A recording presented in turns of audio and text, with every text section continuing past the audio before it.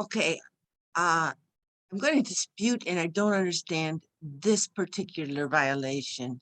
This was way back on November 15th, and I didn't know what it was. The only thing I know that you ever spotted with fact checkers was something I read. I think it was from Fox News, and I don't know what that was. But this one is the one I want to concentrate on, and you'll have two YouTubes on it. Okay. I have that. Let's hope, yeah. It brings up all of these.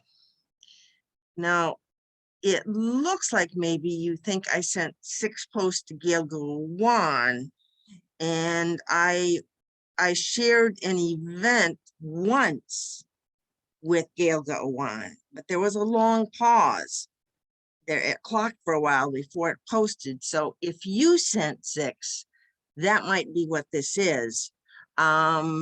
As far as Gail Gilwan saw it, I talked to Moira Burns of Gail Gilwan, and she said they didn't see anything amiss. They don't have anything from you saying anything was wrong, and they haven't been spammed. Evidently, I cannot see what this was, but it used to come up for some of these saying that it was Gail Gilwan there.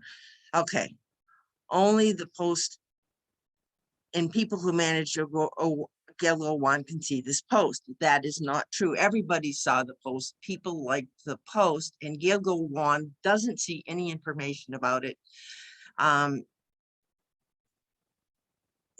you say this, and there is this. We have the same standards around the world for everyone on Facebook. We use this.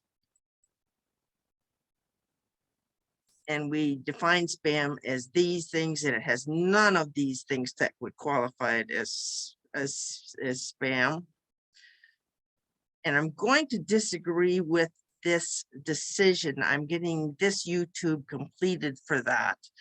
Before I do that, I want to go back to the thing that showed here, these 6.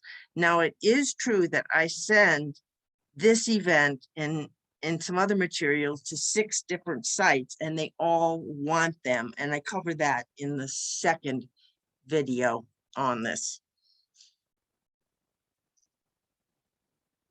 I'm gonna